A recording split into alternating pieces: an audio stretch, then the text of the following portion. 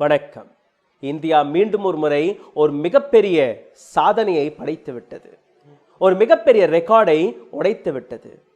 ஆத்ம நிர்பர் பாரத் வளர்ச்சி பாதையில் போய்கொண்டிருக்கும் இந்த நாடு இந்த கனவை தான் கடந்த 7 ஆண்டுகளில் நம் நாட்டு பிரதமர் நம் நாட்டு மக்களுக்கு காட்டி வந்தார். அந்த கனவை நோக்கி தான் இந்தியா இன்னைக்கு நகர்ந்து கொண்டு இருக்கிறது. கொரோனா வைரஸ் உலகத்திலேயே எல்லாத்திற்கும் அதிகமாக ஒரே நாளில் வந்த கேஸ் எங்கே என்றால் அது இந்தியாவில் மட்டும்தான். கடந்த 24 மணி நேரத்தில் உலகத்தில் உள்ள அனைத்து ரெக்கார்டையுமே நாம் உடைத்து விட்டோம். ஒரே நாளில் 4 லட்சத்திற்கும் மேற்பட்ட புதிய கேசஸ்கள், ஒரே நாளில் 4,1993 கேசஸ்களுடன் இந்தியா அனைத்து ரெக்கார்டுகளையுமே உடைத்து விட்டது. 3,523 நபர்கள் தன்னுடைய உயிரை இழந்து விட்டார்கள். பாராட்டுக்கள். நம் நாட்டு மத்திய அரசாங்கத்திற்கு பாராட்டுக்கள், நம் நாட்டு பிரதமருக்கு பாராட்டுக்கள். கடந்த 365 நாட்களில் நம் நாட்டு பிரதமர் ஒரு மருத்துவமனையுடைய விசிட்டும் செய்யவில்லை. ஒரு மருத்துவமனையை கூட நம் நாட்டு பிரதமரால் போய் பார்க்க முடியவில்லை. ஆனால் ஒவ்வொரு 7 நாட்களில் ஒரு முறை ஒரு பிரச்சாரத்தை இதே பிரதமர் செய்திருக்கிறார். 365 நாட்களில் 50 ராலிக்களை இதே பிரதமர் நடத்தியிருக்கிறார். தமிழகத்தில் 7 ராலிக்கள், கேரளாவில் 5 ராலிக்கள், பீகாரில் 12 ராலிக்கள், அசாமில் 7 ராலி, வெஸ்ட் பெங்காலில் 18 ராலி, அதற்கு மேல் புதுச்சேரியிலும் இன்னும் ஒரு சில ராலிக்கள். இந்த அனைத்தையுமே சேர்த்து பார்த்தால் 50ஐயும் தாண்டி விடுகிறது இவர் மட்டும் செய்த ராலிக்கள். சிந்தித்து பாருங்கள். பேண்டமிக் சிச்சுவேஷனிலும் 6 மாநிலங்களில் நடந்த தேர்தல், இன்னொரு மாநிலத்தில் பைபோல் எலெக்ஷன். அந்த அளவில் சாசனத்தின் அந்த வெறியில் அலைந்து கொண்டிருக்கிற இந்த அரசாங்கத்தை நம்பி நம் நாட்டு மக்கள் பிஎம் கேரில் பணத்தை போட்டார்கள்.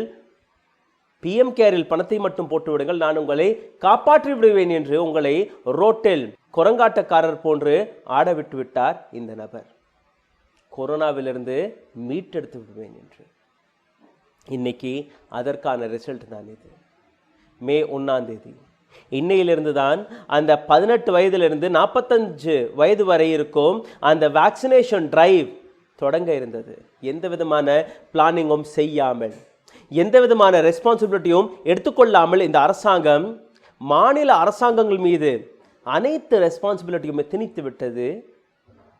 எங்களுக்கு எந்த விதமான ரெஸ்பான்சிபிலிட்டியும் தேவையில்லை, மக்களை நீங்களே பார்த்து கொள்ளுங்கள் என்று இந்த அரசாங்கம் நழுவி விட்டது.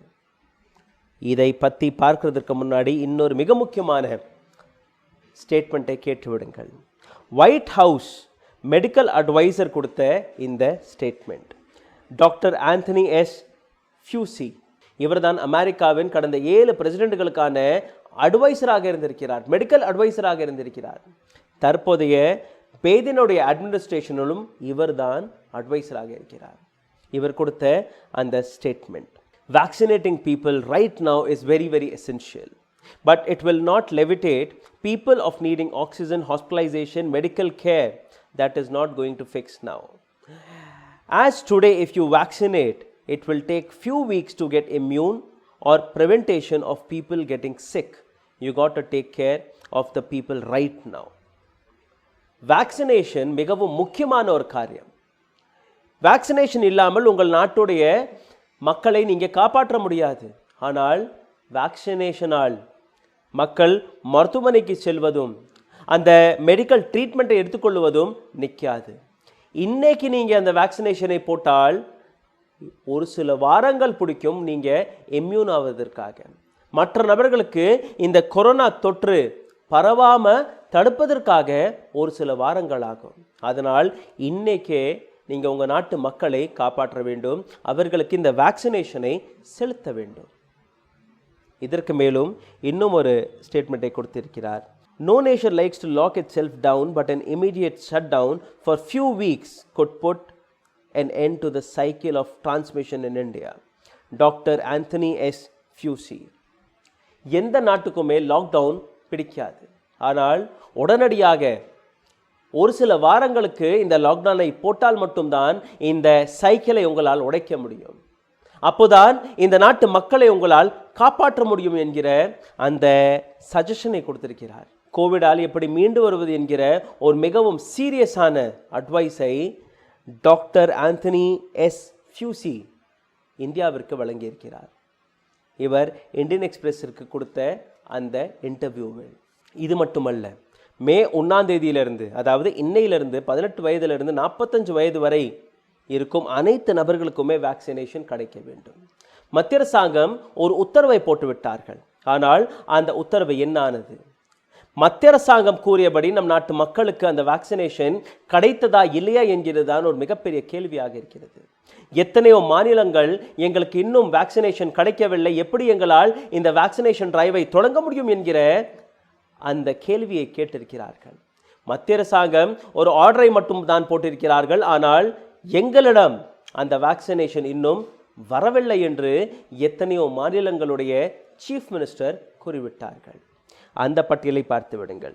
Chief minister of Maharashtra Uddhav Thackeray அவர்கள் ஒரு ஸ்டேட்மெண்ட்டை வெளியிட்டிருக்கிறார். As per availability of vaccination doses, we will be receiving 18 lakh doses in May. I urge the center to increase supply. Uddhav Thackeray. மே மாதத்திலிருந்து தான் எங்களுக்கு 18 லட்சம் டோசஸ்கள் வர இருக்கிறது, இன்னும் எங்களிடம் வரவில்லை. மத்திய அரசாங்கத்திடம் நான் ஒரு கோரிக்கை வைக்கிறேன், எங்களுக்கு இந்த வேக்சினேஷனுடைய டோசஸுடைய எண்ணிக்கையை அதிகரிக்க வேண்டும் என்று. அப்போதான் இங்கே நாங்கள் இந்த வேக்சினேஷன் டிரைவை தொடங்க முடியும். இதற்கு மேல் புனே அடுத்த 2 நாட்கள் வரை எந்த விதமான வேக்சினேஷனும் நடக்காது. வேக்சினேஷனே இல்லாமல் இருக்கிறார்கள் இந்த நபர்கள். அதாவது 18லிருந்து 45 வயது வரை அதற்கான வேக்சினேஷன் அல்ல, ஏற்கனவே நம் நாட்டு மக்களுக்கு போட்டுக்கொண்டிருந்த அந்த வேக்சினேஷன், 45 வயதிற்கு மேற்பட்ட நபர்களுக்கு போட்டு வந்த அந்த வேக்சினேஷனை கூட புனேவில் இன்னைக்கு போட முடியவில்லை. அடுத்த 2 நாட்களுக்கான எந்த வேக்சினேஷனும் இந்த ஸ்டேட்டில், இந்த மாநிலத்தில் இல்லை. அதுதான் உண்மையாக இருக்கிறது. ஆனால் நம் நாட்டு மத்திய அரசாங்கம் 18 வயதிலிருந்து 45 வயது வரை அனைத்து நபர்களுக்குமே வேக்சினேஷனை போட்டு விடுங்கள். டெல்லி அரவிந்த் கெஜ்ரிவால் அவர் கொடுத்த ஒரு ஸ்டேட்மெண்ட், 18 வயதிலிருந்து 44 வயது வரை நடக்க இருக்கும் இந்த வேக்சினேஷன் டிரைவை எங்களால் தொடங்க முடியாது. யாருமே மருத்துவமனைகளுக்கு வெளியிலே வந்து அந்த லைனில் நிற்க வேண்டாம் என்று ஒரு வீடியோவையும் வெளியிட்டிருக்கிறார். அதாவது 0.3 மில்லியன் வேக்சினேஷன் மட்டும்தான் மே 3ஆம் தேதி வர இருக்கிறது. அதாவது வெறும் 3 லட்சம் வேக்சினேஷன் மட்டும்தான் டெல்லிக்கு 3ஆம் தேதி போய் சேர இருக்கிறது. இதே டெல்லி அரசாங்கம் கொடுத்த ஆர்டர் 6,70,00,000 வேக்சினேஷனுக்கான ஆர்டரை கொடுத்திருக்கிறார்கள். அதிலிருந்து வெறும் 3 லட்சம் ஆர்டர் தான் 3ஆம் தேதி போய் சேர இருக்கிறது. அன்னைக்கு தான் இந்த 18 வயதிலிருந்து 44 வயதிற்கான அந்த வேக்சினேஷனை தொடங்க இருக்கிறது டெல்லி. தமிழ்நாட்டுடைய தலைநகரம் சென்னை. இங்கே தான் தமிழகத்திலேயே எல்லாத்துக்கும் அதிகமான கேசஸ் வந்து கொண்டு இருக்கிறது. இங்கேயும் 18லிருந்து இந்த 44-45 வயதிற்கான அந்த வேக்சினேஷன் டிரைவை தொடங்க முடியாது. காரணம், இங்கேயும் எந்த விதமான வேக்சினேஷனும் ஸ்டாக்கில் இல்லாமல் தான் இருக்கிறது. சிந்தித்து பாருங்கள், ஒவ்வொரு மாநிலமும் எடுத்து வைக்கும் கம்ப்ளைண்ட் இது மட்டும்தான். அப்போ எப்படி நம் நாட்டு பிரதமர் மோடி அவர்கள் மே 1ஆம் தேதியிலிருந்து நாடு முழுவதும் இந்த வேக்சினேஷனுக்கான டிரைவை நடத்தியிருக்கிறேன் என்று கூறியிருக்கிறார்? இந்த வெப்சைட்டை மட்டும் ஒரு முறை பார்த்து விடுங்கள். cowin.gov.in, அதாவது நம் நாட்டு அரசாங்கமே வெளிக்கொண்டு வந்த இந்த வெப்சைட். இந்த வெப்சைட்டோடைய முதல் பக்கத்தில் நம் நாட்டு பிரதமருடைய படம் தான் இருக்கிறது. இந்த வேக்சின் போட்டதற்கு பின் கிடைக்கும் அந்த ஸ்லிப்பை பார்த்தால் கூட நம் நாட்டு பிரதமருடைய படம் தான் இருக்கிறது. ஆனால் நம் நாட்டு பிரதமர் எந்த விதமான ரெஸ்பான்சிபிலிட்டியுமே நான் எடுத்துக்கொள்ள மாட்டேன் என்று நழுவி விட்டார். அனைத்து ரெஸ்பான்சிபிலிட்டிகளுமே நம் நாட்டு மாநில அரசாங்கத்தின் மீது திணித்துவிட்டு நம் நாட்டு பிரதமர் தனக்கு தேவையான பிரச்சாரத்தை மட்டும்தான் தேடிக்கொண்டிருக்கிறார். அதாவது நம் நாட்டு மக்களுக்கு நான் வேக்சினேஷனை நேரடியாக கொடுக்க மாட்டேன், அனைத்து மாநிலங்களும் நேரடியாக அந்த வேக்சினேஷன் தயாரிக்கும் கம்பெனியுடன் டீல் பேசி தானே வாங்கிக் கொள்ளுங்கள், அதுவும் அதிகமான விலைக்கு வாங்கிக் கொள்ளுங்கள், நான் என்னுடைய படத்தை மட்டும் போடுவேன் என்று நம் நாட்டு பிரதமர் தன்னுடைய பிரச்சாரத்தை மட்டும்தான் நடத்தி வந்திருக்கிறார். ரெஸ்பான்சிபிலிட்டிக்கு நான் தயாராக இல்லை. ரெஸ்பான்சிபிலிட்டி வேற யாரு தலையில் திணித்துவிட்டு நான் வெறும் பிரச்சாரத்திற்கு மட்டும் தான் இருக்கேன் என்று கூறியிருக்கிறார் இந்த நபர். சரி, இந்த வேக்சினேஷன் டிரைவிற்கான அந்த உண்மையும் கொஞ்சம் பார்த்து விடலாம். நம் நாட்டு பிரதமர் கூறியபடி உண்மையிலேயே நம் நாட்டு மக்களுக்கு, அனைத்து மக்களுக்குமே இந்த வேக்சினேஷன் கிடைத்து விடுமா? அப்படி கிடைத்தால் எப்ப கிடைக்கும்? எத்தனை நாட்கள் பிடிக்கும்? இன்னைக்கு நடந்து கொண்டிருக்கும் இந்த சிச்சுவேஷனை கையாளுவதற்காக நம் நாட்டு அரசாங்கம் என்னெல்லாம் செய்திருக்கிறார்கள்? முக்கியமாக வேக்சினேஷனை எப்போதான் உங்களிடம் கொண்டு போய் சேர்ப்பார்கள் என்கிற அந்த கேள்விக்கான விடயத்தை தான் இந்த பதிவில் நீங்க பார்க்க இருக்கிறீர்கள். சரி, இன்னையிலிருந்து நம் நாட்டு அரசாங்கத்தால் இந்த வேக்சினேஷன் டிரைவை நடத்த முடியுமா? நம் நாட்டில் உள்ள 70% மக்களுக்கு இந்த வேக்சினேஷன் போடப்பட இருக்கிறது. அதற்காக நம் நாட்டு அரசாங்கத்தின் அனைத்து ப்ரிப்பரேஷனும் இருக்கிறதா? நம் நாட்டில் அந்த அளவில் வேக்சினேஷன் இருக்கிறதா? அதற்கான ஃபியூச்சர் பிளான் இருக்கிறதா? அதற்கான ப்ளூ பிரிண்ட் இருக்கிறதா? நம் நாட்டு அரசாங்கம் எத்தனை நாட்களில் இந்த வேக்சினேஷன் டிரைவை முடிப்பார்கள் என்று ஒரு வார்த்தை, ஒரு ஸ்டேட்மெண்ட் ஆவது கொடுத்திருக்கிறார்களா? நம் நாட்டு மத்திய அரசாங்கம் அனைத்து விஷயத்தையுமே மாநில அரசாங்கத்தின் மீது போட்டுவிட்டு தன்னுடைய ரெஸ்பான்சிபிலிட்டியிலிருந்து எப்படி தப்பலாம்? அவர்களிடம் இந்த பிளான் இருந்தால் எதற்காக மாநில அரசாங்கத்திடம் இவர்கள் கொடுக்கவில்லை? இந்த அனைத்து கேள்விகளுக்கான விடயத்தை இதற்கு மேல் நீங்க பார்க்க இருக்கிறீர்கள். உலகம் முழுவதும் கோவிட் வேக்சினை இலவசமாக போட்டுக்கொண்டு இருக்கிறார்கள். ஆனால் நம் நாடு மட்டும்தான் இதற்காக ஒரு விலையை நிர்ணயம் செய்து இந்த விலையில் தான் நாங்கள் விற்போம் என்று வெளிவந்து விட்டார்கள். ஒரு சில கார்ப்பரேட் கம்பெனிகளுக்கு லாபத்தை கொடுப்பதற்காக நம் நாட்டு மத்திய அரசாங்கம் எப்படி வேலையை பார்த்து வந்திருக்கிறது என்று நீங்களே பார்த்து விடுங்கள். எமர்ஜென்சி பேண்டமிக் சிச்சுவேஷனில் வெளிவந்த இந்த லைஃப் சேவிங் ட்ரக்குக்கான அனைத்து விலையுமே நம் நாட்டு மத்திய அரசாங்கத்தால் நிர்ணயம் செய்யும் போது எதற்காக இவ்வளவு முக்கியமான வேக்சினேஷனுக்கான விலையை நம் நாட்டு மத்திய அரசாங்கத்தால் நிர்ணயம் செய்ய முடியவில்லை? மத்திய அரசாங்கத்திற்கு கிடைத்து கொண்டிருக்கும் அந்த விலை 150 ரூபாய். இதே மாநில அரசாங்கத்திற்கு சீரம் இன்ஸ்டிடியூஷன் வெளிவிடும் கோவிட் ஷீல்ட் 300 ரூபாய்க்கும் பாரத் பயோடெக் வெளிவிடும் கோவேக்சினுக்கு 600 ரூபாயும் கட்டணம் செலுத்த வேண்டும் ஒரு மாநில அரசாங்கம். பிரைவேட் ஹாஸ்பிட்டல்கள் கோவேக்சினுக்காக 1200 ரூபாயும் கோவிட் ஷீல்டுக்காக 600 ரூபாயும் செலுத்த வேண்டும். ஒரு மினிமம் சர்வீஸ் சார்ஜ் 100 ரூபாயை சேர்த்தால் கூட, ஒரு மினிமம் டாக்ஸை நீங்க வசூலித்தார் கூட எத்தனையோ மடங்கு அதிகமான விலையில் நம் நாட்டு மக்கள் இன்னைக்கு இந்த கோவிட் வேக்சினேஷனை வாங்க இருக்கிறார்கள். அப்படி மாநில அரசாங்கங்கள் இதை இலவசமாக கொடுத்தால் கூட பிரைவேட் மருத்துவமனைகள் இதை இலவசமாக எப்படி போடுவார்கள்? இந்த கேள்விகளுக்கான விடயத்தை எந்த அரசியல்வாதியும், எந்த மத்திய அரசாங்கத்தின் கேபினெட் மினிஸ்டரும் கொடுக்க மாட்டார்கள். One nation one ration card, one nation one Aadhaar card, one nation one election என்று பிரச்சாரம் செய்து வரும் நம் நாட்டு பிரதமர் மோடி அவர்களுடைய இந்த அரசாங்கம் இதற்காக one nation one vaccination rate என்று பிரச்சாரம் செய்யவில்லை. மத்திய அரசாங்கத்திற்கு ஒரு விலை, மாநில அரசாங்கத்திற்கு இன்னொரு விலை, அதே பிரைவேட் மருத்துவமனைகளுக்கு இன்னொரு விலை. எதற்காக? ஒரு எமர்ஜென்சி சிச்சுவேஷனுக்காக வெளிவந்த இந்த மருந்தை, ஒரு பேண்டமிக் சிச்சுவேஷனில் வெளிவந்த இந்த மருந்தை ஒரே நாட்டில் தனித்தனி விலையில் விற்று வருகிறார்கள். எதற்காக? நம் நாட்டில் வெறும் 2 வேக்சினேஷன் தயாரிக்கும் கம்பெனிகள் மட்டும்தான் இருக்கிறது. மீதம் இருக்கும் அந்த வேக்சினேஷன் தயாரிக்கும் கம்பெனிகளையும் இதில் எதற்காக ஈடுபடுத்தவில்லை? முதல் அலையிலிருந்து 2ஆம் அலைக்கு நாம் வந்துவிட்டோம். 2ஆம் அலையில் ஏற்படும் அந்த அழிவை, அந்த நஷ்டத்தை நீங்க கண்கூட பார்த்துதான் வருகிறீர்கள். 3ஆவது அலையும் வர இருக்கிறது. அதிலிருந்து தப்புவதற்காக இன்னைக்கே நீங்க இந்த வேக்சினேஷனை போட வேண்டும், இன்னைக்கே இந்த வேக்சினேஷன் டிரைவை நீங்க தொடங்க வேண்டும் என்று அனைத்து எக்ஸ்பர்ட்ஸ்களுமே கூறி வருகிறார்கள். ஆனால் இந்த வேக்சினேஷன் டிரைவிற்கான ப்ளூ பிரிண்ட், ஃபியூச்சர் ஐடியாக்கள், அந்த பிளானிங்கை இல்லாமல் 1ஆம் தேதியிலிருந்து, மே 1ஆம் தேதியிலிருந்து 18 வயதிலிருந்தே நீங்க வேக்சினேஷனை போட்டு விடுங்கள் என்று நம் நாட்டு மத்திய அரசாங்கம் கூறிவிட்டது.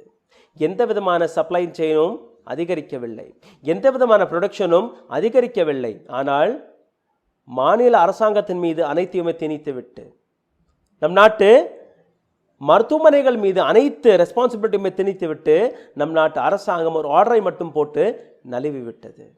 இதே எக்ஸ்பர்ட்ஸ்கள் கூறும்படி இந்த புதிய திட்டத்தால் வேக்சினேஷன் தயாரிக்கும் கம்பெனிகளுக்கு தான் லாபம் கிடைக்க இருக்கிறது. கார்ப்பரேட் மற்றும் இந்த வேக்சினேஷன் தயாரிக்கும் கம்பெனிகள் இரண்டு பேருமே இணைந்து, பிரைவேட் ஹாஸ்பிட்டல்கள் இணைந்து இந்த காரியத்தை செய்தால் மிகவும் ஸ்மூத்தாக இந்த வேக்சினேஷன் டிரைவை நடத்திவிடலாம் என்று ஒரு பக்கத்திற்கான எக்ஸ்பர்ட்ஸ்கள் கூறி வருகிறார்கள்.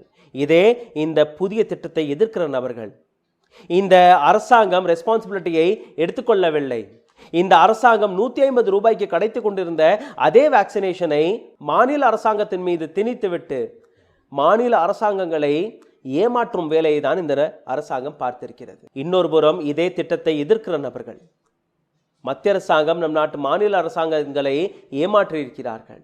தன் மேல் வர இருந்த அந்த ரெஸ்பான்சிபிலிட்டியிலிருந்து இந்த நபர்கள் ஓடிவிட்டார்கள்.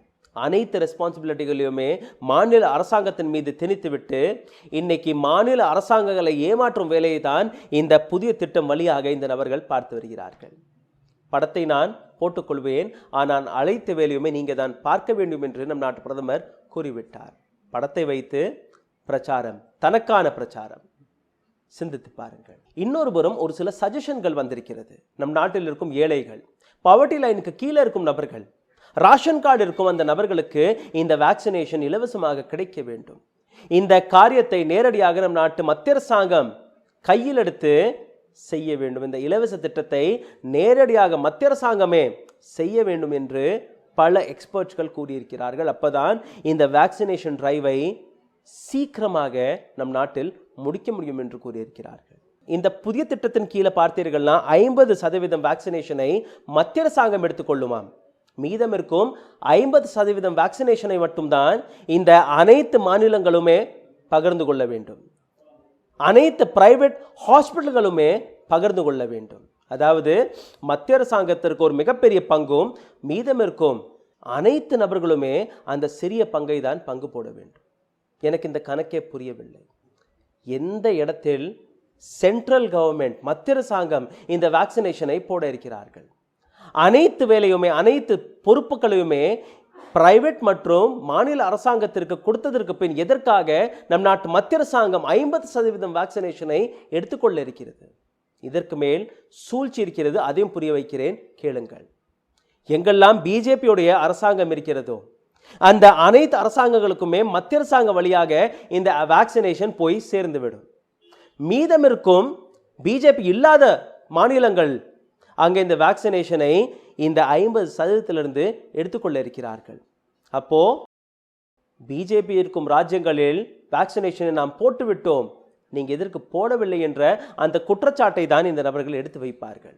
அதற்காக தான் 50% சென்ட்ரல் கவர்மெண்ட் கையிலும் 50% ஒட்டுமொத்த இந்தியாவில் இருக்கும் அனைத்து மாநிலங்கள் கையில் கொடுத்திருக்கிறது இந்த அரசாங்கம். அதற்கும் மேல பிரைவேட் மருத்துவமனைகளுக்குமே இதே 50% வேக்சினேஷனிலிருந்து தான் எடுத்துக் கொடுக்க இருக்கிறார்கள். சூழ்ச்சியை பார்த்து விடுங்கள். பிஜேபி கட்சி எங்கெல்லாம் இருக்கிறதோ அவர்களுக்கு முன்னுரிமையாக நம் நாட்டு மத்திய அரசாங்கமே வேக்சினேஷனை கொடுத்து விடுவார்கள். இது எல்லாத்தையும் விட ஒரு மிக முக்கியமான கேள்வி வருகிறது. நம் நாட்டில் 2 விதமான வேக்சினேஷன் இருக்கிறது. சீரம் இன்ஸ்டிடியூஷன் தயாரிக்கும் கோவிட்ஷீல்டு மற்றும் பாரத் பயோடெக் தயாரிக்கும் கோவேக்சின். கோவிட்ஷீல்டுக்கான விலை 300 ரூபாயும் கோவேக்சின்கான விலை 600 ரூபாய். அதாவது ஒரு மாநில அரசாங்கம் அதிக விலையை கொடுத்து வேக்சினேஷனை வாங்க மாட்டார்கள். எந்த இடத்தில் குறைந்த விலைக்கு அந்த வேக்சினேஷன் கிடைக்கிறதோ அதற்கான ஆர்டர் தான் அதிகமாக போக இருக்கிறது. அதாவது கோவிட்ஷீல்டுக்கான டிமாண்ட் அதிகரிக்க இருக்கிறது. நம் நாட்டு மத்திய அரசாங்கம் இந்த உத்தரவை போடுவதற்கு முன்னாடி அதே சீரம் இன்ஸ்டிடியூஷனுக்கான ப்ரொடக்ஷன் லைனை அதிகரித்தார்களா? பாரத் பயோடெக் எதற்காக நீங்க 600 ரூபாய்க்கு இந்த விலையை நிர்ணயம் செய்தீர்கள், எதற்காக நீங்களும் 300 ரூபாய்க்கு கொடுக்கவில்லை என்கிற அந்த கேள்வியை கேட்டார்களா? பாரத் பயோடெக் அதாவது கோவேக்சினுக்கான அந்த ப்ரொடக்ஷன் லைனை அதிகரித்தார்களா? எப்போ இந்த 300 ரூபாய்க்கு கோவிட்ஷீல்டு கிடைக்கிறதோ எதற்காக ஒரு மாநில அரசாங்கம் 600 ரூபாய் கொடுத்து கோவேக்சினை வாங்குவார்கள்? அப்போ கோவிட்ஷீல்டுக்கான ப்ரொடக்ஷன் அதிகரிக்க வேண்டும், கோவிட்ஷீல்டுக்கான அந்த டிமாண்ட் அதிகரிக்க இருக்கிறது. இன்னொரு கேள்வி, கோவிட்ஷீல்டு அல்ல கோவேக்சின், இந்த இரண்டுக்குமே ஆர்டர் வந்துவிட்டது. யாருக்கு அந்த ஆர்டரை முதலில் கொடுக்க இருக்கிறார்கள்? எந்த மாநிலம் முதலில் ஆர்டர் போட்டார்களோ அவர்களுக்கு கிடைக்குமா, அல்ல எந்த மாநிலம் பெரிய ஆர்டரை கொடுத்தார்களோ, அதிக அளவில் ஆர்டரை கொடுத்தார்களோ அவர்களுக்கு கொடுப்பார்களா? பிரைவேட் ஹாஸ்பிட்டலுக்கு முதலில் கிடைக்குமா, அல்ல அந்த சிறிய சிறிய கிளினிக்களுக்கு முதலில் கிடைக்குமா? அந்த டிஸ்கிரிப்ஷன், அந்த விளக்கத்தையும் நம் நாட்டு மத்திய அரசாங்கத்தால் கொடுக்க முடியவில்லை. அதுதான் எந்த விதமான ப்ளூ பிரிண்டும் இல்லாமல், எந்த விதமான ஃபியூச்சர் பிளானும் இல்லாமல் வெறும் அறிக்கையை மட்டும்தான் இந்த அரசாங்கம் கொடுத்து வருகிறது. செயல்படும் போதுதான் அதற்கான உண்மை வெளிவருகிறது. அறிக்கையை கொடுத்து விடுங்கள், ஆனால் அதை எப்படி கிரவுண்ட் ரியாலிட்டியில் நடத்தலாம் என்கிற எந்த விதமான ப்ளூ பிரிண்டும் நாம் கொடுக்க மாட்டோம். சீரம் இன்ஸ்டிடியூஷனிடம் கேட்டபோது, எப்போதான் இந்த வேக்சினேஷனுக்கான ப்ரொடக்ஷனை நீங்கள் அதிகரிக்க இருக்கிறீர்கள், எப்போதான் இந்த வேலை முடியும் என்று, அதற்கான விடயம் ஏற்கனவே சென்ட்ரல் கவர்மெண்ட் கொடுத்த அந்த ஆர்டரை முடிக்கிறதுக்காகவே எங்களுக்கு இன்னும் 15 மாதங்கள் பிடிக்க இருக்கிறது. அப்போ எப்படி ஸ்டேட் கவர்மெண்ட்களுக்கு சீரம் இன்ஸ்டிடியூஷனால் இந்த அளவில் வேக்சினேஷனை கொடுக்க முடியும்? 50% சென்ட்ரல் கவர்மெண்ட்டுக்கும் 50% மாநில அரசாங்கத்திற்கும். இங்கேதான் இன்னொரு பிரச்சனை வருகிறது. மாநில அரசாங்கங்களிடம் இருக்கும் அந்த பிரைவேட் ஹாஸ்பிட்டல்கள் நேரடியாக இந்த கம்பெனிகளிடம் டீல் செய்து இந்த வேக்சினேஷனை வாங்க இருக்கிறார்களா, அல்ல ஸ்டேட் கவர்மெண்ட்டிடம் போய் நீங்களே வாங்கி கொடுங்கள், உங்களிடமே நாங்கள் பணத்தை செலுத்தி விடுகிறோம் என்று அந்த டீலுக்கு போவார்களா? அதற்கு ஒவ்வொரு மாநில அரசாங்கங்களும் தயாராக இருக்க வேண்டும். ஏற்கனவே எத்தனையோ ஒர்க் ப்ரெஷரில் ஒவ்வொரு மாநிலத்தில் நடக்கும் இந்த 2ஆம் அலைக்கான பிரச்சனையிலிருந்தே அவர்களால் மீண்டு வர முடியவில்லை. இப்போ இந்த வேக்சினேஷனுக்கான இந்த பிரஷரையும் அவர்கள் ஏற்றுக்கொள்வதற்காக தயாராக இருக்க வேண்டும். இல்லை என்றால் மாநில அரசாங்கத்திற்கு ஒரு விலையும் பிரைவேட் ஹாஸ்பிட்டல்களுக்கு இன்னொரு விலையுமாக தான் இருக்க போகிறது. இதே பிரச்சனைக்கு தீர்வு காணுவதற்காக ஒரு ஆலோசனை கூட்டம் போடப்பட்டது பிரைவேட் ஹாஸ்பிட்டல் மற்றும் ஸ்டேட் கவர்மெண்ட். இதிலிருந்து வெளிவந்த ஒரு சில சஜஷன்கள், அனைத்து பிரைவேட் ஹாஸ்பிட்டல்களுமே ஒரு பெரிய பல்க் ஆர்டரை கொடுக்க இருக்கிறார்கள். அந்த பல்க் ஆர்டருடன் ஸ்டேட் கவர்மெண்ட் தன்னுடைய ஆர்டரையும் சேர்த்து போட்டு ஸ்டேட் கவர்மெண்ட்டுக்கு கிடைக்கக்கூடிய அந்த சப்சிடியை பிரைவேட் ஹாஸ்பிட்டல்களுக்கு கொடுத்தால் இந்த வேக்சினேஷனை ஒரு அளவில் குறைந்த விலைக்கு கொடுக்க முடியும் என்று. இன்னொரு ஆலோசனை, அடுத்த 2 மாதங்கள் வரை சென்ட்ரல் கவர்மெண்ட் எப்படி இந்த வேக்சினேஷனை கொடுத்து வந்தார்களோ அதே பாணியில் இலவசமாக அடுத்த 2 மாதங்கள் வரை சென்ட்ரல் கவர்மெண்ட் அனைத்து மாநிலங்களுக்குமே கொடுத்து கொண்டே இருக்க வேண்டும். இந்த 2ஆம் அலைக்கான வேக்சினேஷன் டிரைவ் ஸ்மூத்தாக நடக்கிற வரை நம் நாட்டு மத்திய அரசாங்கம் ஸ்டேட் கவர்மெண்ட்களை சப்போர்ட் கொடுக்க வேண்டும் என்கிற இன்னொரு ஆலோசனை. இந்த ஆலோசனைக்கு நம் நாட்டு மத்திய அரசாங்கம் தயாராக நிற்பார்களா என்பதுதான் கேள்வியாக இருக்கிறது. இலவசமாக இன்னும் 2 மாதத்திற்கு வேக்சினேஷனை மத்திய அரசாங்கமே வாங்கி அனைத்து மாநில அரசாங்கங்களுக்கு கொடுத்து கொண்டே இருக்க வேண்டும். சரி, இன்னையிலிருந்து இந்த 18 வயதிற்கு மேற்பட்ட நபர்களுக்கும் வேக்சினேஷனை போட வேண்டும் என்கிற இந்த உத்தரவு வந்துவிட்டது. அப்போ என்னெல்லாம் ஒரு மாநில அரசாங்கத்தின் மீது அந்த பிரஷர் வர இருக்கிறது, அந்த பர்டன் வர இருக்கிறது என்று அதையும் பார்த்து விடுங்கள். வேக்சினேஷன் போடுவதற்கான அந்த புதிய சென்டர்களை நீங்கள் திறக்க வேண்டும். அந்த வேக்சினேஷனுக்கான ஸ்டோரேஜ் அதை நீங்கள் அமைக்க வேண்டும். வேக்சினேஷனை நீங்கள் வாங்கும்போது அதற்கான கணக்கு வழக்கை பார்க்கறதுக்காக, அதாவது ஒரு டீம் எவ்வளோ வேக்சினேஷனை வாங்கினோம், எவ்வளோ வேக்சினேஷனை கொடுத்திருக்கிறோம், அந்த அனைத்து கணக்கையும் பார்க்கறதற்காக இன்னொரு டீம். ஏற்கனவே 45 வயதிற்கு மேற்பட்ட நபர்களுக்கு நீங்கள் வேக்சினேஷனை போட்டு வந்தீர்கள், அவர்களுக்கான 2ஆம் டோஸ் அதையும் நீங்கள் கொடுக்க வேண்டும். இது எல்லாத்திற்கும் தேவைப்படும் அந்த மேன் பவர், அந்த ரெஸ்பான்சிபிலிட்டி, இது எல்லாமே இன்னைக்கு மாநில அரசாங்கத்தின் மீது வந்துவிட்டது. இதையெல்லாம் சரிபார்க்கிறதுக்காகவே இன்னும் 15லிருந்து 30 நாட்கள் தேவைப்படுகிறது பல மாநிலங்களுக்கு. அப்போ இந்த மாதத்தில் நீங்க இந்த வேக்சினேஷன் டிரைவை தொடங்க முடியாது. உண்மை என்னவென்றால் அடுத்த மாதம், அதாவது ஜூன் மாதத்திலிருந்து தான் ஒரு ஸ்மூத்தான வேக்சினேஷன் டிரைவை ஒட்டுமொத்த இந்தியாவில் உங்களால் பார்க்க முடியும். இதை பற்றி நம் நாட்டு மத்திய அரசாங்கம் எந்த விதமான ஸ்டேட்மெண்ட்டும் கொடுக்க மறுத்து வருகிறது. நாங்கள் ஆர்டரை போட்டுவிட்டோம். 18 வயதிற்கு மேற்பட்ட நபர்களுக்கு நேரடியாக அனைத்து ஸ்டேட் கவர்மெண்ட்களுமே அந்த வேக்சினேஷனை கொடுத்துவிட வேண்டும் என்ற அந்த அர்த்தம், அந்த ஆர்டர். 18 வயதிலிருந்து 45 வயது வரை இருக்கும் இந்த நபர்களுடைய எண்ணிக்கை 60%. இந்திய பாப்புலேஷனிலிருந்து 60%. மீதம் இருக்கும் அந்த 45 வயதிற்கு மேற்பட்ட நபர்களையும் சேர்த்து விட்டீர்கள்னா 100 கோடி மக்களுக்கு இந்த வேக்சினேஷன் போடப்பட இருக்கிறது. அதிலிருந்து கடந்த 100 நாட்களில் 15,23,91,234 நபர்களுக்கு இந்த வேக்சினேஷனை போட்டுவிட்டார்கள். ஒரு டோஸ் மட்டும்தான். 2 டேஸும் கிடைத்த நபர்களுடைய எண்ணிக்கை 3 கோடியே சில்லறை மட்டும்தான். அதாவது இந்த ஸ்பீடில் நீங்க போனீர்கள்னா 3 வருடம் பிடித்துவிடும் இந்த வேக்சினேஷன் டிரைவை முடிக்கிறதற்காக. ஆனால் இதே இடத்தில் ஒரு நல்ல செய்தியும் வந்திருக்கிறது. கடந்த 7 நாட்களில் இந்தியாவில் போடப்பட்ட வேக்சினேஷனுடைய ஆவரேஜ் எடுத்து பார்க்கும்போது 24 லட்சத்தையும் தாண்டி விட்டது ஒரு நாளைக்கு. இந்த ஸ்பீடில் நீங்க போனீர்கள்னா இந்த வேக்சினேஷன் டிரைவை நீங்க 1 வருடம் 9 மாதங்களில் முடித்து விடலாம். அதாவது ஒரு நாளைக்கு 50 லட்சம் வேக்சினேஷனை நீங்க போட்டே தீர வேண்டும். 50 லட்சம் வேக்சினேஷன் என்றால் ஒரு மாதத்திற்கு 15 கோடி வேக்சினேஷன். ஆனால் இன்னைக்கு இந்தியாவில் எந்த அளவில் ப்ரொடக்ஷன் இருக்கிறது என்று அதையும் பார்த்து விடுங்கள். சீரம் இன்ஸ்டிடியூஷன் ஒரு மாதத்திற்கு, அதாவது கோவிட்ஷீல்டை 7 கோடி கோவிட்ஷீல்டுக்கான டோசஸ் மட்டும்தான் தயாரித்து வருகிறது.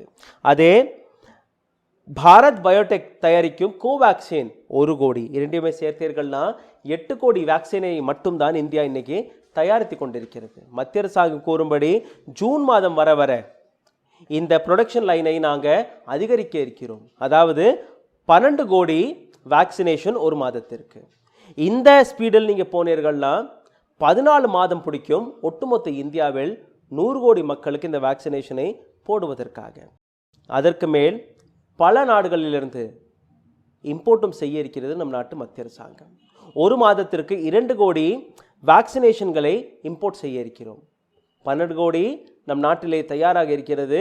2 கோடி இம்போர்ட் செய்ய இருக்கிறோம் ஒரு மாதத்தில். இதை எல்லாத்தையுமே நீங்கள் சேர்த்து அந்த ஸ்பீடில் நீங்கள் என்னைக்கு போறீர்களோ அன்னைக்கு தான் ஒரு வருடத்தில் உங்களால் இந்த வேக்சினேஷன் டிரைவை முடிக்க முடியும். அதற்காக வில் பவர் தேவை. அதற்காக இந்த அரசியல் கூட்டங்களை நீங்கள் ஒதுக்கி வைக்க வேண்டும். இந்த தேர்தல்களை நீங்கள் நடத்தக்கூடாது. அடுத்த ஒரு வருடத்திற்கு சின்சியராக நம் நாட்டு மெடிக்கல் இன்ஃப்ராஸ்ட்ரக்சரை பற்றி மட்டும்தான் சிந்திக்க வேண்டும். நம் நாட்டு அரசாங்கத்துடைய ப்ரையாரிட்டி மெடிக்கல் இன்ஃப்ராஸ்ட்ரக்சர் கோவிடுடைய இந்த வேக்சினேஷன் டிரைவாக தான் இருக்க வேண்டும். அப்போதான் இந்தியாவில் இந்த 3ஆம் அலை என்று சொல்கிறார்களே, இந்த 3ஆம் அலையிலிருந்து உங்களை காப்பாற்ற முடியும் இந்த அரசாங்கத்தால். செய்வார்களா? அதுதான் மிகப்பெரிய கேள்வி. போலியோ உங்களுக்கு ஞாபகத்தில் இருக்கும் என்று நம்புகிறேன். போலியோடைய இந்த வேக்சினேஷன் டிரைவ் 1997ஆம் ஆண்டு ஒரே நாளில் 127 மில்லியன் நபர்களுக்கு, குழந்தைகளுக்கு இந்த வேக்சினேஷன் போடப்பட்டது உலகம் முழுவதும். அடுத்த வருடம், அதாவது 1998ஆம் ஆண்டு ஒரே நாளில் 134 மில்லியன் வேக்சினேஷனை போட்டார்கள். இதில் மிகப்பெரிய பங்கை இந்தியா விதைத்தது. ஒரு மிகப்பெரிய எக்ஸ்போர்ட்டான நாடு எதுவென்றால் அது இந்தியா மட்டும்தான். இந்தியாவிடம் ஏற்கனவே ஒரு வேக்சினேஷன் பெல்ட் இருக்கிறது, ஒரு வேக்சினேஷன் செயின் இருக்கிறது, போலியோவிற்கான செயின். அந்த செயினை தன் கையில் எடுத்து நம் நாட்டு மத்திய அரசாங்கம் இந்த வேக்சினேஷன் டிரைவை நடத்தினாலே போதும், ஒட்டுமொத்த உலகத்திற்கு முன்னாடி ஒரு மிகப்பெரிய சாதனையை படைத்துவிடும் இந்தியா. நம்மளிடம் இருக்கும் அந்த எக்ஸ்பர்டீஸை, நம்மிடம் இருக்கும் அந்த நாலேஜை, அந்த பிளானிங்கை சரியாக பார்த்தாலே போதும், இந்த வேக்சினேஷன் டிரைவை உங்களால் சரியான முறையில் நடத்திவிட வேண்டும் என்று நான் நம்புகிறேன். ஆனால் நம் நாட்டு மத்திய அரசாங்கம் அந்த வில் பவரை ஒன்று சேர்த்து அந்த யூனியன் மினிஸ்டர்களை ஒரு கட்சிக்காக வேலை பார்க்க விடாமல், ஒரு கட்சிக்கான வேலையை மட்டும் பார்க்க வேண்டாம், நம் நாட்டிற்காக வேலையும் நீங்க பார்க்க வேண்டும் என்கிற அந்த கட்டாயத்துடன் வந்தார்கள்னா தான் இந்த வேக்சினேஷன் டிரைவை உங்களால் முடிக்க முடியும். இதற்கு மேல் நம் நாட்டு மக்கள், உங்களிடம் இருக்கும் மிகப்பெரிய பொறுப்பு நம் நாட்டு மக்களை காப்பாற்றுவதற்கான அந்த பொறுப்பு. தயவு செய்து சோஷியல் டிஸ்டன்சிங்கை ஃபாலோ செய்யுங்கள். தயவு செய்து மாஸ்கை அணியுங்கள். தேவையில்லாமல் எங்கேயுமே வெளியே போக வேண்டாம். தேர்தல் பிரச்சாரம் அல்ல, எங்கெல்லாம் நீங்க கூட்டத்தை பார்க்கிறீர்களோ அந்த கூட்டங்களில் நீங்க கலந்து கொள்ள தேவையில்லை. அப்படி இந்த அரசியல் கட்சிகள் கூட்டத்தை போட்டால் அந்த அரசியல் கட்சியை பார்த்து நீங்க கேள்விகளை கேளுங்கள். கூட்டத்தை சேர்க்கக்கூடாது. நம் நாட்டில் உள்ள கடைசி நபர் வரை இந்த வேக்சினேஷன் போய் சேராத வரை நம் நாட்டில் கோவிட் முடியாது என்பதுதான் உண்மையாக இருக்கிறது. 2ஆம் அலைக்கான அந்த அழிவை நம் கண் கூட பார்த்து கொண்டிருக்கிறோம். 3வது அலையிலும் இதே காட்சிகளை நான் பார்க்க வேண்டாம் என்று நம்பி விடைபெறுகிறேன். நன்றி, வணக்கம்.